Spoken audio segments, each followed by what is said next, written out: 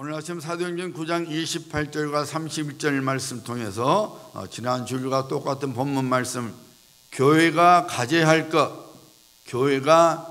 것이라는 제목을 가지고 오늘 두 번째 말씀을 전합니다. 어떤 임금이 돼지를 훈련시켜서 양처럼 깨끗하게 하려고 궁궐에서 좋은 음식을 먹이며 함께 데리고 살았습니다. 그러고 나서 몇 달 후에 다른 돼지가 있는 곳에 그 돼지를 데려다 놨더니 그 돼지가 금방 더러운 진흙 속에 들어가서 깨끗했던 몸뚱이가 다시 더러워지고 말았습니다. 이를 본 임금이 아직 훈련이 부족하나 보다, 훈련을 더 시켜야겠다라고 생각하여 다시 그 돼지를 궁궐 안으로 데리고 와서 함께 지냈습니다. 어느 날 임금이 꿈을 꾸었는데 한 신하가 나타나서 폐하, 저 돼지를 제게 맡겨주시면 양과 같이 만들어 주겠습니다.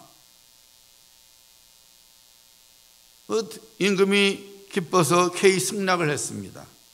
그 신하가 돼지의 심장을 꺼내고 양의 심장을 넣었습니다. 그리고 그 돼지를 진흙이 있는 곳으로 데려갔는데 모양은 돼지지만은 깨끗한 것을 좋아하는 양과 같아서 더러운 곳으로 들어가지 않았습니다. 이에 왕이 너무 신기하여 웃다가 꿈에서 깨어났습니다. 임금은 더러운 것을 좋아하는 심장을 바꾸기 전에는 아무리 훈련이나 교육을 시켜도 소용없구나 하고 생각하고 돼지 훈련을 단념했다고 합니다. 성경은 선포하고 있죠. 모든 지킬 만한 것 중에 더욱 내 마음을 지키라. 생명의 근원이 이에서 남이니라. 에스겔서 37장 26절 27절 말씀이죠. 또 새 영을 너희에게 두고 새 마음을 너희에게 주되 너희 육신에서 굳은 마음을 제거하고 부드러운 마음을 줄 것이며 내 영을 너희 속에 두고 너희로 내 율례를 행하게 하리니 너희가 내 규례를 지켜 행할지라. 하나님께서 에스겔 선지자를 통하여 약속하신 대로 하나님의 영 성령을 오순절날 120명의 성도들에게 부어주셨고, 그리고 그 이후로 그리스도 예수 안에서 구원을 받아 하나님의 자녀가 된 우리들에게도 부어주셨고 또한 부어주시고 있습니다. 성령을 모시고 살아가는 우리는 구원받기 이전의 모습으로 살아가서는 안 됩니다. 하나님께서 하나님의 영 성령을 통하여 새 영을 우리에게 주셨고 새 마음을 주셨으니 이전에 구원받기 이전에 그 돼지의 삶으로 돌아가면 안 되는 것입니다. 내 안에 계신 성령님의 다스림 속에서 하나님의 말씀을 쫓아 살아가야 합니다. 오늘날 많은 그리스도인들이, 때로는 우리들도 그렇지만은 자신의 신분을 망각하며 살아가고 있습니다. 여러분, 우리가 누구입니까? 우리는 어느 나라 사람입니까? 그리스도인은 하나님의 은혜 가운데 영적 죽음의 땅에서 영적 생명의 땅으로 옮겨진 사람입니다. 비록 육신적으로는 한국 국적 혹은 미국 국적을 갖고 살아가고 있지만 영적으로는 하나님의 나라, 즉 천국 국적을 갖고 살아가고 있습니다. 그래서 지난 주일에 말씀드린 대로 천국 국적을 갖고 있는 우리 그리스도인들은 이 세상 사람과 똑같게 살아간다면 그 사람은 그리스도인이 아닙니다. 교회가 이 세상의 모습과 똑같은 모습으로 살아간다면 그 교회는 하나님께 속한 교회가 아닙니다. 무늬만 그리스도인이요 무늬만 교회일 뿐이죠. 이런 그리스도인, 이런 교회는 장차 그리스도 예수 앞에 서는 날 우리 주님으로부터 난 도무지 너희를 알 수 없으니 불법을 행한 자들아 내게서 떠나가라고 무서운 심판의 말씀을 듣게 될 것입니다. 초대교회는 세상적인 눈으로 보면 권세가 없었습니다. 물질의 풍성함도 없었습니다. 시설이 좋은 예배당도 없었습니다. 뛰어난 교육 프로그램도 없었습니다. 그럼에도 불구하고 초대교회를 통하여 하나님의 나라가 놀랍게 확장되어 갔습니다. 도대체 초대교회들이 무엇을 갖고 있었기에 그토록 하나님의 나라를 세워갈 수 있었습니까? 지난 주일에 말씀드렸죠. 초대교회들은 성령 충만함을 갖고 있었습니다. 성령의 다스림 속에서 하나님의 뜻을 쫓아 살아갔습니다. 그랬더니 세상적으로는 별 볼 일 없는 것 같지만은 그들을 통해서 하나님의 나라가 놀랍게 확장해 나갔습니다. 두 번째로 초대교회들은 예수 그리스도의 평안을 갖고 있었습니다. 믿는 자에게 약속된 영원한 복의 소망을 붙들고 그 소망이 가져다주는 평안을 갖고 있었기 때문에 세상으로부터 불어오는 어떤 핍박과 어떤 고난의 바람에도 견딜 수가 있었습니다. 예수님께서 심어주신 평안이 그들 마음속에 있었기 때문에 예수님을 주와 구주로 믿는 믿음을 결코 포기하지 않았습니다. 환경과 상황을 따라 믿음이 흔들리지 않았습니다. 오늘도 계속해서 초대교회들이 갖고 있었던 것을 살펴보고 우리 역시 그런 것을 가져야 될 줄 믿습니다. 오늘 본문 말씀 31절 여러분 다시 한번 보시길 바랍니다. 그리하여 온 유대와 갈릴레와 사마리아 교회가 평안하여 든든히 서가고 주를 경외함과 성령의 위로로 진행하여 수가 더 많아지니라. 세 번째로 초대교회는 영적 건강을 갖고 있었습니다. 든든히 서가고라는 표현을 통해서 이 누가는 초대교회가 영적으로 건강했음을 드러내주고 있습니다. 이 든든히 서가고 이것은 두 가지 의미를 담고 있습니다. 하나는 더 강해진다는 의미와 또 다른 하나는 함께 성장하고 있다는 의미예요. 그게 본래 원어가 갖고 있는 뜻입니다. 그러니까 초대교회들은 점점 더 강해지고 그리고 함께 성장하고 있었다는 것입니다. 영적으로 건강한 교회였다는 것입니다. 여러분, 하나님의 교회는 하나님의 뜻과 비전을 향해서 지어져 가야 합니다. 하나님의 선한 일, 즉 하나님의 구원을 위하여 부름을 받은 우리 한 사람 한 사람은 영적으로 성장하고 또 성장해야 합니다. 그리고 함께 성장해 나가야 합니다. 폴 마샬이라는 그리스도는 이렇게 말했어요. 우리는 그냥 왔다가 가는 인생이 아니라 영원한 건축물을 쌓는 사람들입니다. 여러분, 건강을 잃어버리면 어떤 일도 할 수 없습니다. 아무리 마음으로 하고 싶어도 몸이 따라주지 않으면 그 어떤 일도 할 수 없습니다. 영적인 건강도 마찬가지예요. 우리들이 영적으로 건강하지 않으면 아무리 우리를 향한 하나님의 뜻을 알고 있다 할지라도 하나님의 뜻대로 살아갈 수 없습니다. 이 세상 일도 힘이 있어야만 할 수 있듯이 하나님의 선한 일도 힘이 있어야만 할 수 있습니다. 영원한 건축물을 이 땅 위에서 쌓아야 하는 우리들이 이 일을 위하여 힘이 필요하는데 이 힘을 어디서 얻을 수 있습니까? 다시 말씀드리면 영적인 파워를, 영적인 힘을 어디서 얻을 수 있느냐 그 말이에요. 사무엘상 2장 17절 말씀입니다. 이 소년들의 죄가 여호와 앞에 심히 금은 그들이 여호와의 제사를 멸시함이었더라. 이 소년들은 당시 엘리 제사장의 두 아들 홈니와 비나스를 가리키는 말입니다. 이 엘리와 비나스가 하나님께 드리는 제사를 멸시했습니다. 즉 그들은 예배를 멸시하는 인생을 살았습니다. 결국 엘리 제사장의 가문은 망하고 말았습니다. 그 다음 사무엘상 2장 18절에 이렇게 나옵니다. 사무엘은 어렸을 때에 세마포 에봇을 입고 여호와 앞에서 섬겼더라.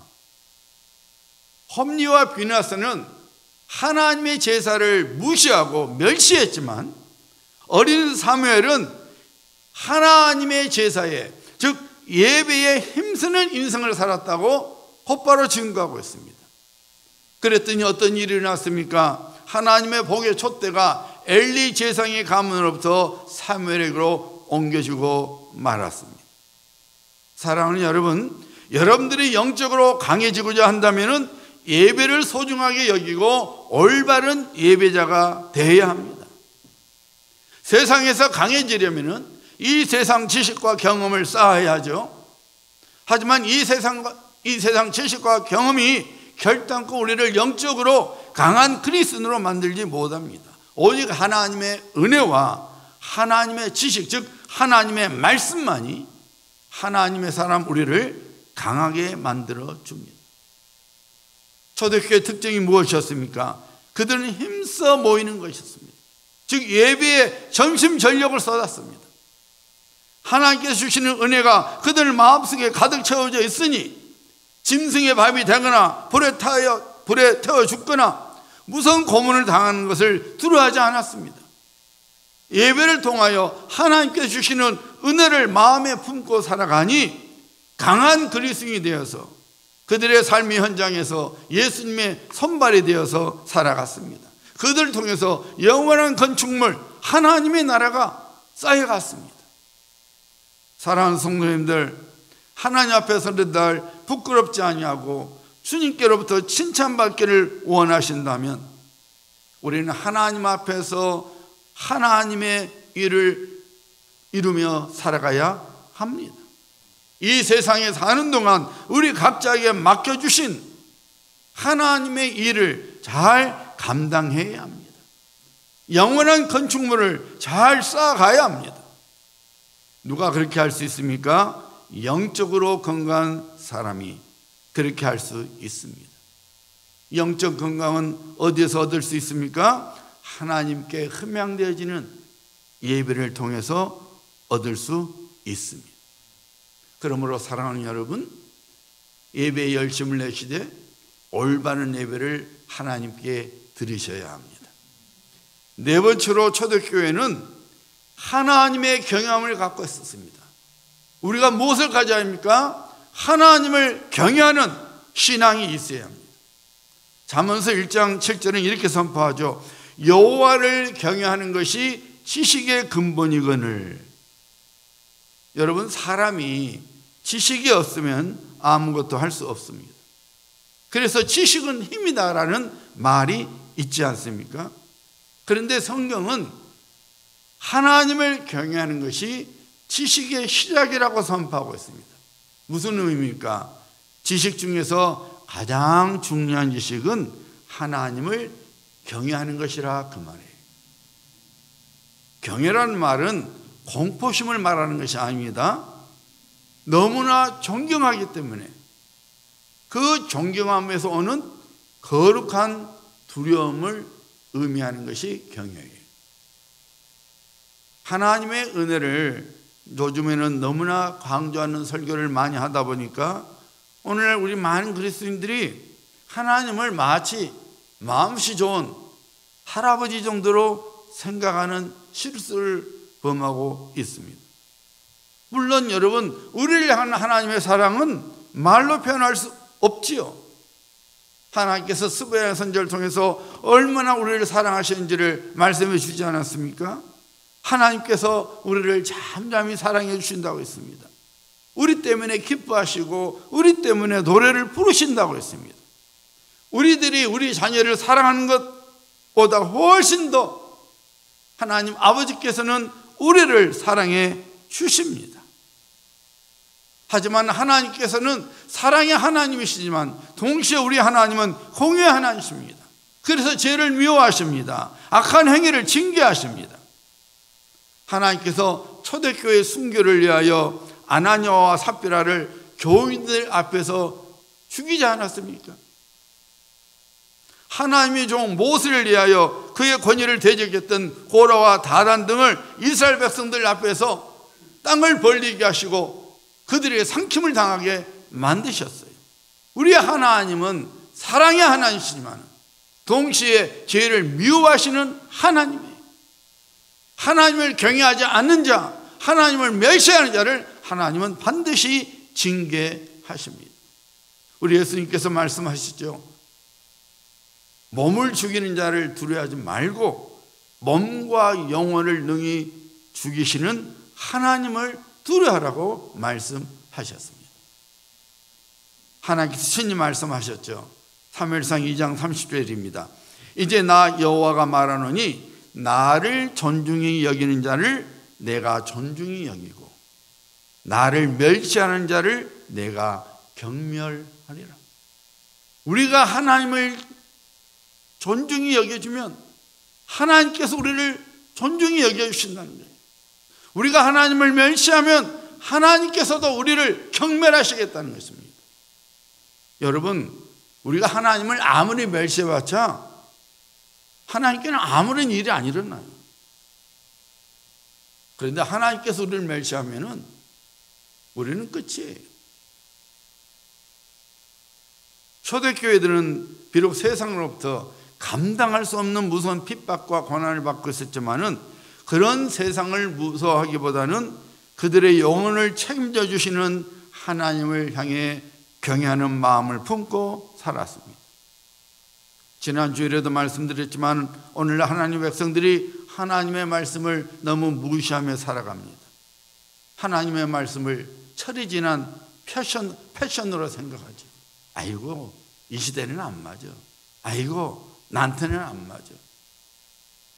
아니지요. 하나님의 말씀은 영원하신 말씀이기 때문에 시대를 초월해서 다 역사하시고 다 똑같이 적용됩니다. 내 상황에 안 맞는다고요? 아니에요. 하나님의 말씀은 내 상황에 딱 들어맞는 말씀이에요. 어떤 상황 속에서도 내가 하나님 말씀을 붙들면 하나님의 구원을 보게 되는 거예요. 사랑하는 성도님들, 우리의 하나님께서는 살아계신 하나님이십니다. 살아계셔서 불꽃 같은 눈동자로 우리를 지켜보고 계십니다. 우리를 보호해 주실 뿐만 아니라 우리의 삶을 지켜보십니다. 나 외에 다른 신을 두지 말라고 하셨으니 이 세상의 그 어느 것도 우리는 하나님으로 삼지 말아야 합니다. 이 세상의 그 어떤 것도 하나님의 자리에 두지 말아야 합니다. 성령의 감동 속에서 한나가 이렇게 기도했지요. 심히 교만한 말을 다시 하지 말 것이며 오만한 말을 너희의 입에서 내지 말지어다. 여호와는 지식의 하나님이시라 행동을 달아보시느니라. 여호와는 죽이기도 하고 살리기도 하시며 가난하게도 하시고 부하게도 하시며 낮추시기도 하시고 높이시기도 하시는도다. 하나님께서는 우리 행동을 달아보신다 그랬어요. 우리의 삶을 달아보신다는 거죠. 우리 삶대로 평가하신다는 것이죠. 내가 가난한 자가 되고 싶어 가난한 자가 되는 것이잖아요. 내가 부자가 된다 해서 부자 되는 것이 아니라 하나님께서 부자를 가난하게도 만드시고 하나님께서 가난한 자도 부한 자로 만들어 주시고 하나님께서 낮은 자를 높이시기도 하고 하나님께서 원하시면 높인 자도 낮게 만드시는 하나님이시라 그 말입니다. 이런 하나님을 우리가 경외하지 않으면 안 되는 것입니다. 우리 모두는 하나님을 경외하는 성도요 교회가 되어야 합니다. 그래야만 하나님 앞에서 방자하지 않게 됩니다. 하나님을 바로 섬기게 됩니다. 하나님께서 우리에게 주신 복의 촛대를 여러분 놓치지 말아야 합니다. 하나님의 은혜가 계속해서 우리의 심령 속에 그리고 우리의 삶 속에 흘러넘치도록 하나님을 경외하는 신앙으로 살아가야 합니다. 다섯째로 초대교회들은 성령께서 주신 위로를 갖고 있었습니다. 우리가 무엇을 가져야 합니까? 성령의 위로를 가지고 살아가야 합니다. 자, 본문 말씀 속에 위로는 헬라어로 파라클레시스입니다. 무슨 뜻이냐면은 권면, 칭찬, 그리고 격려라는 뜻이에요. 다시 말씀드리면은 초대교회들 안에는 성령님께서 주시는 권면, 성령께서 주시는 칭찬, 성령께서 주시는 격려가 있었다 그 말입니다. 초대교회 성도들이 처한 실제 상황은 여러분 어떻습니까? 지금 오늘날 우리 같은 환경으로 생각하면 큰 오산입니다. 초대교회 성도들은 예수님을 믿는다는 단 한 가지 이유만으로도 재산을 몰수당했어요. 붙잡혀서 고문을 당했고 심지어 화형을 당하기도 했습니다. 원형 경기장에서 많은 사람들 앞에서 사나운 짐승의 밥이 되기도 했습니다. 그렇게 극심한 박해 속에도 초대교회들은 예수 그리스도를 믿는 믿음을 지켰습니다. 우리들이 그런 입장에 있었으면 어땠을까요? 과연 우리들이 그런 무서운 핍박을 감당할 수 있었을까요? 오늘 우리 그리스도인들 보면은 웬만하면은 손해를 보려고 하지 않습니다. 남들이 조금이라도 비난하면 얼굴을 붉히고 교회 섬기는 일을 멈춰버리죠. 자존심을 다치면서까지 나는 교회 생활 안 해. 내가 왜 그렇게 살아야 되는데? 이렇게 합니다. 교회 안에서 존경을 받고 싶어 하면서도 실상 존경을 받게끔 하나님과 하나님의 교회를 위하여 그 어떤 것도 하지 않습니다.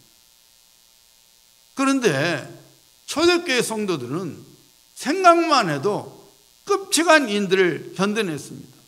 무엇이 그들로 하여금 그 무서운 핍박과 박해를 견디고 끝까지 믿음을 지켜나가며 하나님의 나라를 세워갈 수 있게 만들었습니까? 그들은 성령의 위로 속에서 살아갔습니다. 그들 마음속에 성령께서 주시는 위로를 품고 있었습니다. 성령께서 주시는 권면과 격려를 마음속에 품으니 그 무서운 핍박도 견뎌낼 수가 있었습니다. 이것이 오늘날 우리들에게도 이루게 됩니다. 우리처럼 부족하고 연약해도 성령의 위로가 우리 안에 있으면 우리도 역시 어떤 환경 속에서도 예수 그리스도를 믿는 믿음을 지키고 하나님의 나라를 세워갈 수 있다는 것입니다. 여러분, 성령의 위로는 그냥 사람이 하는 빈말이 아니에요.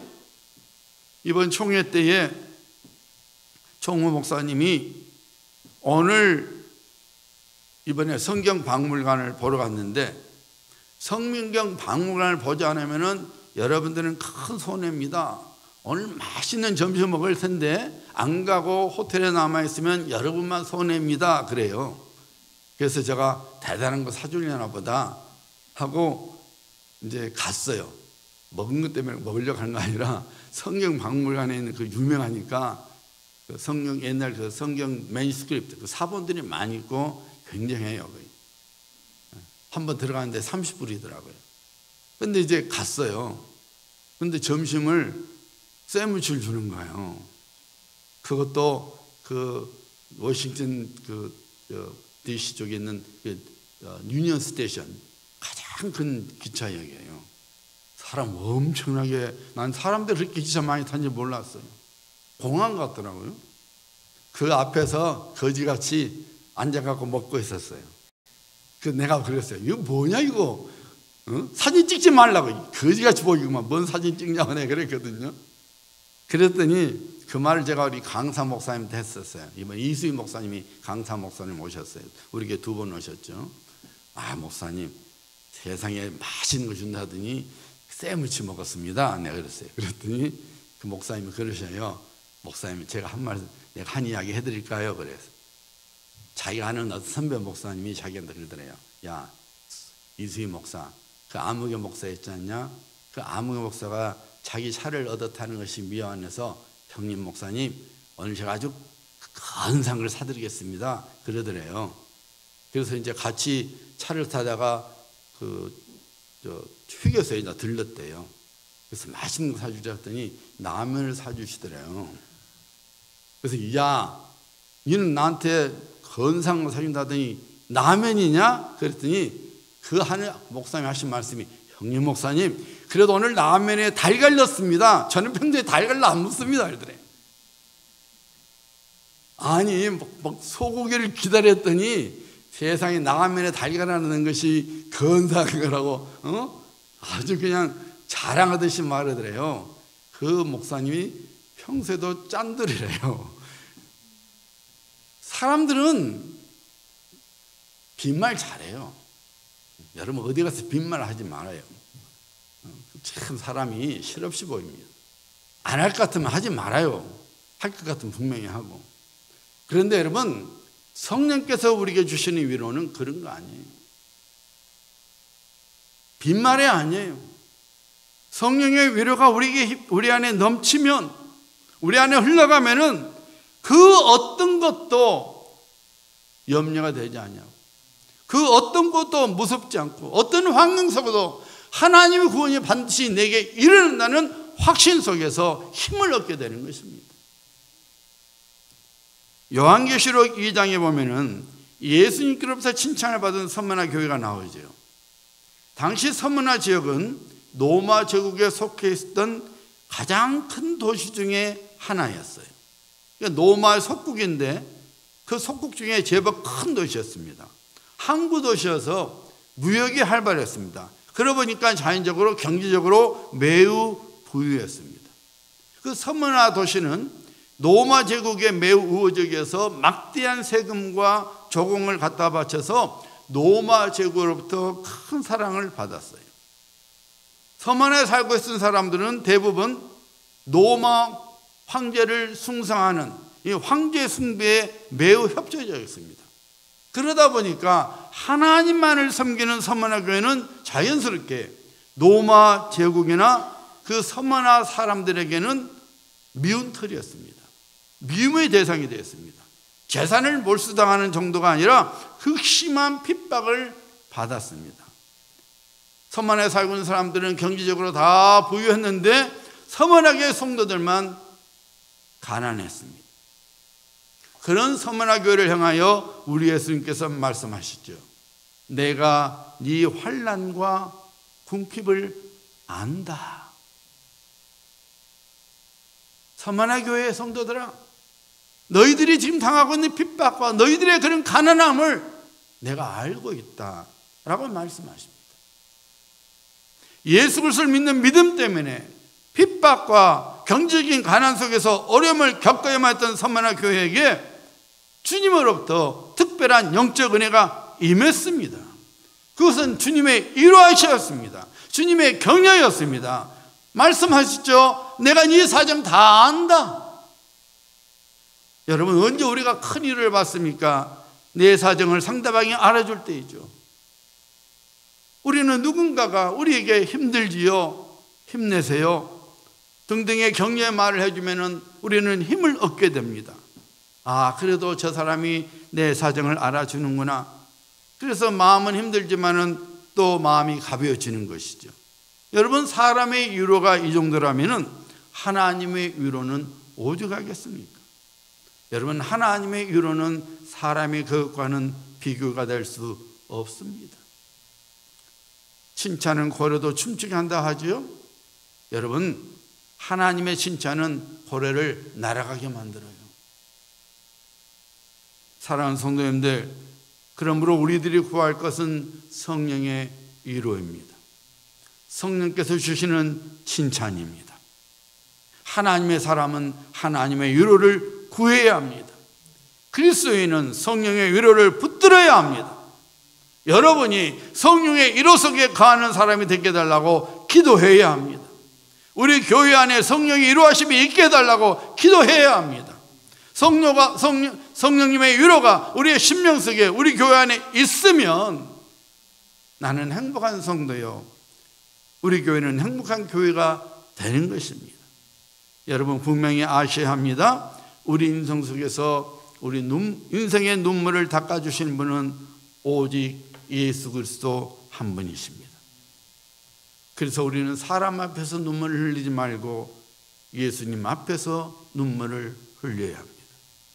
우리 예수님께서 말씀하셨죠? 애통하는 자는 복이 있나니 그들이 위로를 받을 것이요. 우리 찬송가 96장 1절만 한번 부르기를 원합니다. 가사를 잘 생각하시면서 96장 1절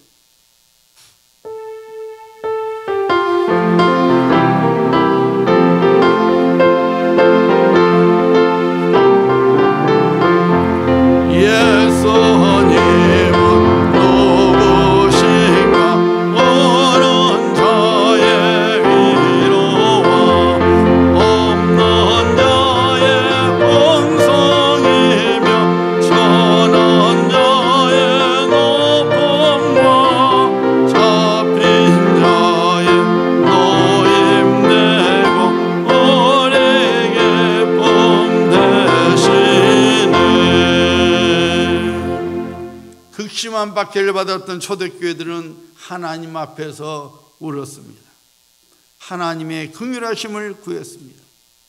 그랬더니 하나님의 영 성령께서 그들 속에 위로를 심어 주셨습니다. 내가 다 안다. 내가 너희들의 환난과 궁핍을 다 안다. 성령의 위로하심이 그들에게 있었기 때문에 무서운 박해 속에서도 낙심하지 아니하고 믿음을 지켰을 뿐만 아니라 그리스도의 복음을 증거했습니다. 그랬더니 하나님의 나라가 세워져 나갔습니다. 그들을 통해서 구원받은 자의 사람들의 수가 늘어났습니다. 사랑하는 성도님들, 성령의 위로가 우리 안에 있어야 합니다. 성령의 위로가 우리 안에 있어야만 우리 역시 다른 누군가에게 위로를 줄 수 있습니다. 우리 곁에서 위로하시는 보혜사 성령님의 위로를 품어야 합니다. 그래서 인생 상처를 입은 누군가가 우리를 통해서, 우리 교회를 통해서 주님의 위로를 경험하고 믿음의 기쁨을 회복하고 하나님의 구원 속에 들어오는 놀라운 일이 일어나야 합니다. 여러분이 그런 사람이 되어야 되고 우리 교회가 그런 교회가 되어야 합니다. 사랑하는 성도님들, 이 세상 일 때문에 못 살겠다고 징징거리지 말아야 합니다. 사람들 때문에 눈물 흘리지 말합니다. 바로 내 곁에서 내 눈물을 닦아주시는 분이 계십니다. 바로 나의 주, 나의 구주 예수 그리스도십니다. 우리가 예수님 앞에서 눈물을 흘리면 예수 그리스도의 영 성령께서 우리 마음속에 들어오셔서 이 세상 슬픔과 근심을 능히 이기게 만드는 위로를 부어 주십니다. 초대교회는 교회가 마땅히 가져야 할 것을 갖고 있었습니다. 그래서 그들은 하나님의 상급을 받은 충성스러운 교회요 성도가 될 수 있었습니다. 우리 역시 하나님의 교회로서 우리가 마땅히 가져야 할 것들을 갖고 있어야 합니다. 성령의 충만함을 가져야 합니다. 예수 그리스도의 평강을 가져야 합니다. 하나님을 경외하는 마음을 가져야 합니다. 예배를 통하여 영적 건강을 가져야 합니다. 그리고 성령의 위로를 품고 살아가야 합니다. 이런 성도들 되셔서 여러분을 통해서 하나님 나라가 확장이 되고 주님 부르신 날, 주님 앞에 서는 날 칭찬받으시는 귀한 성도님들 되시기를 예수님의 이름으로 축복합니다. 우리 시간에